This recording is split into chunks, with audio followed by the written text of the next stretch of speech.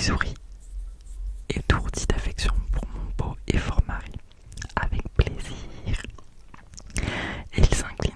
Je me panne. J'adore cette phase lune de miel de notre mariage. Ethan retire ses gantolaines et appuie sur la sonnette. Nous entendons le carillon résonner dans toute la maison, mais malgré plusieurs secondes d'attente, personne ne vient à la porte pour nous ouvrir. L'autre chose étrange, c'est que le premier étage de la maison est plongé dans une obscurité totale. Nous avons pourtant tous les deux vu de la lumière à l'étage et en avons déduit qu'il y avait quelqu'un dans la maison. Supposons que c'était Judy. Mais si Judy était là, elle serait au rez-de-chaussée, non? Pas à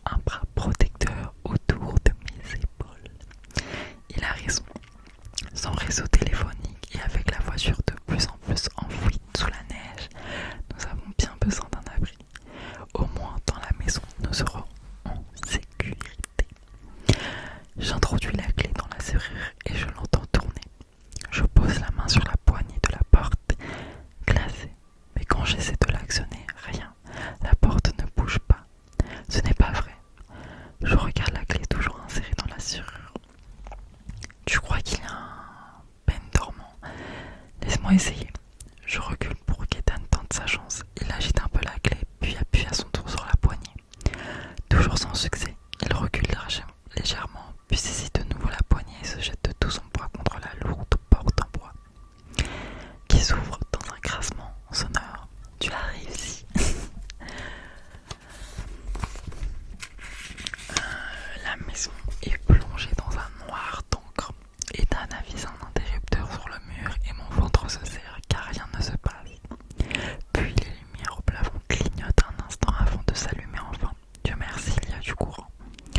L'éclairage est faible, plusieurs ampoules ont probablement crié, mais suffisant pour révéler le vaste espace de vie. Et ma mâchoire se décroche.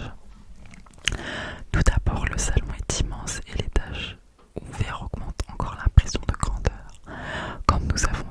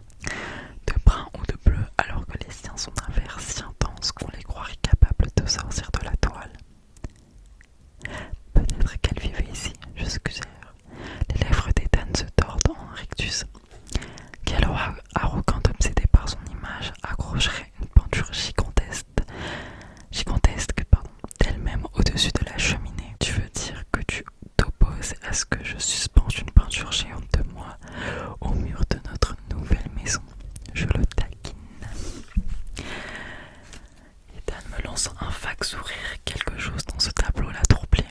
Il ne semble pas vouloir en parler.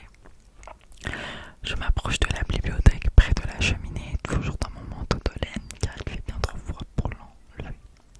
Celui ou celle qui a vécu ici devait aimer lire parce qu'il y a plusieurs bibliothèques disséminées dans la pièce, toutes ployant presque tous les livres.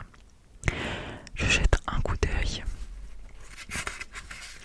à quelques titres sur les étagères au cas où nous serions croisés ici un certain temps et où j'aurais besoin de quelque chose pour me distraire.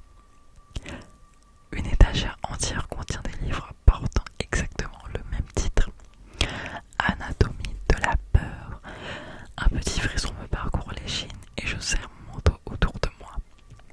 Je sors l'un des nombreux ouvrages reliés de l'étagère, recouvert d'une couche de poussière comme tout le reste dans la maison. Anatomie de la peur d'Adrienne Hale. Docteur en médecine, un couteau dégouline de sang sur la couverture. Génial, exactement ce que je veux voir en ce moment. Je retourne le livre, quelques citations choisies d'auteurs et de professionnels du livre font son éloge. Et dans le coin inférieur gauche, une photo de l'autrice. La femme dont le portrait est accroché au-dessus de la cheminée. Ethan, regarde ça. Il détache ses yeux de la toile et me rejoint près de la bibliothèque. Il regarde par-dessus mon épaule la photo au dos du livre. Adrienne Hale, lit-il sur la 4e de couverture. Ce n'est pas cette psy qui a été assassinée. Il a raison. Il y a 3 ans, la disparition de la docteure Hale a fait la une de tous les journaux. D'autant plus que l'événement est survenu peu de temps après la sortie de son livre de psychologie grand public, qui a fait un carton en librairie et qui est resté sur la liste des best-sellers du New York Times pendant près d'1 an, monopolisant la première place des mois durant. Tous les habitants de ce pays ont lu les livres, y compris votre servante. Bien entendu, le succès massif de l'ouvrage s'explique en grande partie par la disparition sensationnelle de son autrice. Elle a disparu, je corrige, je ne pense pas qu'il s'est jamais retrouvé son corps. Il me prend le livre des mains et feuillette les pages. Je parie qu'ils ont fini par la retrouver, noyée quelque part. Adrienne, elle a disparu de l'actualité il y a au moins 2 ans et son livre a également dégringolé dans les classements. Peut-être. Tu l'as lu, non? Les yeux toujours rivés sur les pages, il secoue la tête. Je déteste ces conneries de psychopop. Non, c'était vraiment bien, je rétorque, un doigt pointé vers les pages ouvertes dans sa main. C'est à propos de ces patients, tu sais. Les expériences horribles qu'ils ont vécues et la façon dont ils les ont surmontées. Oui, non, ça ne m'intéresse pas. Il repose le livre sur une étagère au hasard, soudain placée. Ethan n'est pas un grand lecteur. C'est son petit ami qui l'a tué, c'est ça. Je me souviens de cette partie, un technicien informatique ou quelque chose comme ça. On l'a accusé, mais je ne pense pas qu'il soit allé en prison, je nuance. C'était probablement lui le coupable, n'empêche. Probablement, j'acquiesce. Il y a beaucoup d'hommes dangereux dans la nature. Il me prend la main et m'attire à lui, si près que je sens son souffle chaud sur ma joue. Tu n'es pas contente que j'ai été sauvée de tous ces abrutis? Je lève les yeux au ciel, mais il n'a pas tout à fait tort. Je suis sortie qu'avec quelques connards par le passé. Aucun n'était un meurtrier comme le petit ami de la docteure Adrienne Hale. Mais un type m'a quand même trompé avec ma meilleure amie. C'en était presque un cliché. Ethan, quant à lui, est incroyablement fidèle depuis que nous sommes ensemble. Il ne regarde même pas les autres femmes et pourtant elle le mate tout le temps. Alors tu crois que c'est sa maison? Je lui demande. Celle de la docteure Adrienne Hale. Il jette un nouveau coup d'œil au portrait. Probablement ça où l'habitant des lieux était dangereusement obsédé par elle. Malgré mon manteau, je suis encore gelé. Je me frotte les bras pour me réchauffer. Si nous sommes coincés ici un moment encore, on va peut-être trouver un moyen d'allumer le chauffage. Ethan est doué pour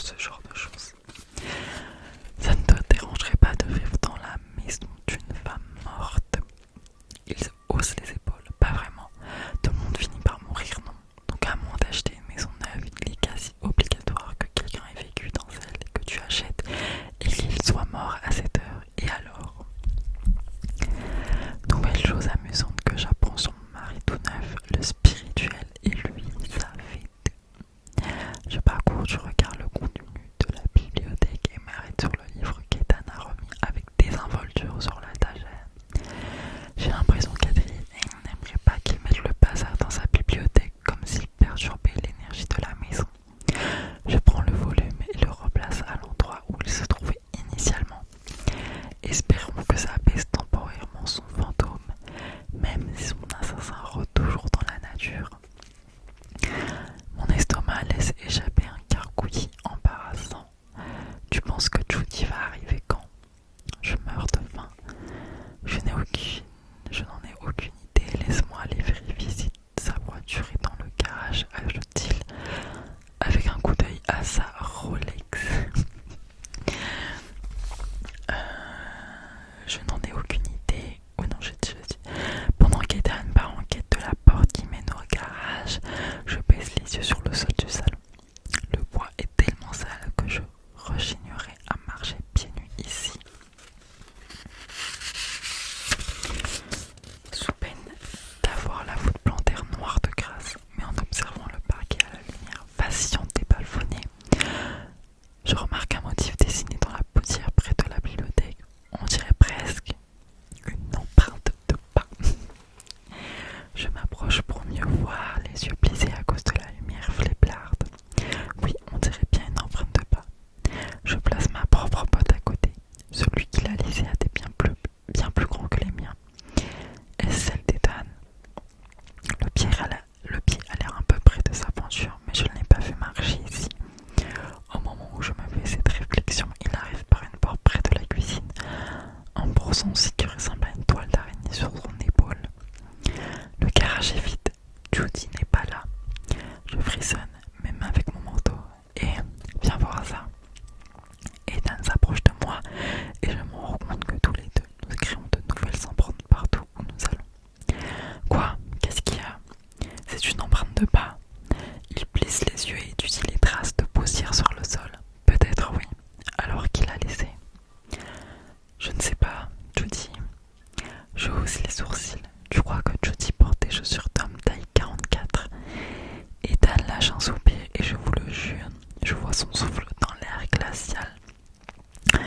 Alors peut-être qu'un autre acheteur potentiel qui a visité la maison.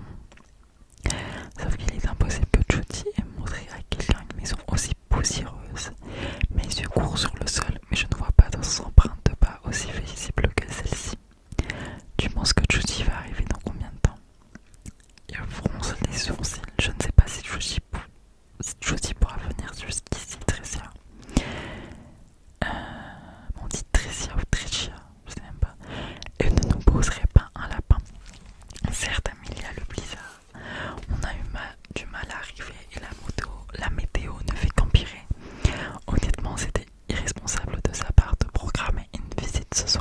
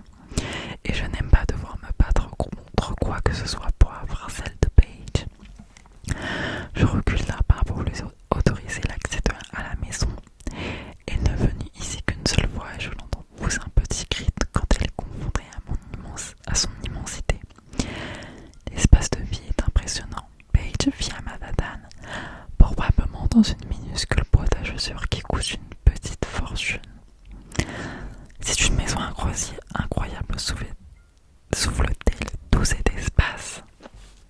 Elle est tellement stupéfaite que son téléphone pendouille au bout de son bras ballant contre son flanc. Merci.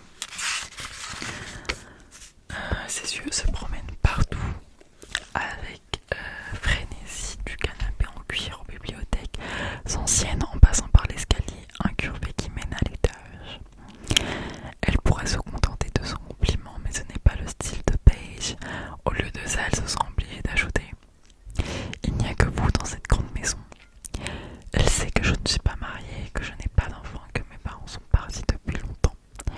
Oui, comme moi. Elle se gratte la joue. Bon sang, j'aurais peur de vivre ici. C'est vrai quoi, vous êtes au milieu de nulle part. Même le rose mobile est mauvais. N'importe qui pourrait venir ici et... Ce n'est pas comme si Paige était la première personne à suggérer une telle chose. Si j'avais une famille ou des amis proches, je suis sûre qu'ils s'inquiéteraient pour moi, mais je ne suis pas inquiète. Vous avez un système de sécurité, insiste-t-elle. Je hausse une épaule, j'ai des verrous aux portes. Elle me regarde comme si j'avais perdu la tête, mais je me sens en sécurité ici. L'isolement n'est pas nécessairement dangereux. Le virage pour accéder au petit chemin de terre qui mène à ma maison est si étroit que beaucoup de gens passent devant sans même remarquer l'embranchement. Et j'ai besoin de cet espace parce que cette maison me sert aussi de bureau. J'ai écrit et j'ai une pièce où je reçois mes passions. Je suis déçue par la réaction de Paige, même si elle ne me surprend pas. Je suis sûre que beaucoup de gens pourraient la juger, elle aussi pour ses choix, si elle n'avait pas pris. Il y avait un pont. Alors, si elle n'avait pas pris le temps de pondre 2 marmots, elle serait peut-être plus avancée dans sa carrière. Elle n'aurait peut-être pas à faire de la lèche à quelqu'un comme moi. Et puis elle se maquille beaucoup trop. Je ne fais pas confiance aux femmes qui se tarsinent de fond de teint comme un masque qui adhère directement à leur peau. Paige penche la tête d'un air compatissant. Vous savez, je pourrais voir si Alex ne connaîtrait pas quelqu'un qui vous conviendrait. Je suis sûre qu'un de ses collègues de travail serait ravi de sortir avec vous. Pas besoin, je réponds entre mes dents serrées. Vous êtes sûre parce que j'en suis certaine. Elle hausse les épaules comme si mon refus de consentir à un regard dégoté par son mari et inspiré par la pitié était une tragique erreur de jugement. Ce n'est pas la première fois qu'elle me le propose. On aurait pu croire que quelques refus lui auraient permis de comprendre que je ne suis pas intéressée. Malheureusement, ce n'est pas le cas. Du bout de ses ongles rouges qui brillent sous le plafonnier, Paige me tend l'enveloppe en papier craft. Bref, voici les épreuves de votre nouveau livre.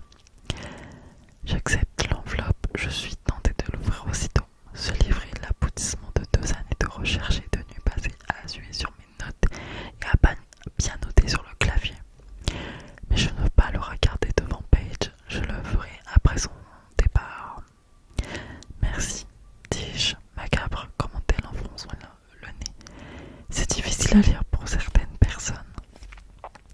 Elle n'a pas fait mystère de son avis, selon elle, je devrais édulcorer certaines des scènes violentes décrites dans le livre. De mon côté, je suis restée inflexible, ces scènes devaient rester telles quelles. Tout est vrai. Paige regarde l'enveloppe dans ma main, elle espérait que je l'ouvrirais devant elle. Après tout, elle a fait tout le chemin depuis Manhattan. Ce n'est pas un petit voyage pour venir à Westchester. Mais mon premier livre, Connais-toi toi-même, est resté fin de cette semaine sur la liste des best-sellers du New York Times. Cette suite extrêmement attendue pourrait lui apporter une fortune. Elle veut à tout prix me contenter. Elle reste plantée là un moment attendant de voir si je vais lui proposer une visite ou une tasse de café.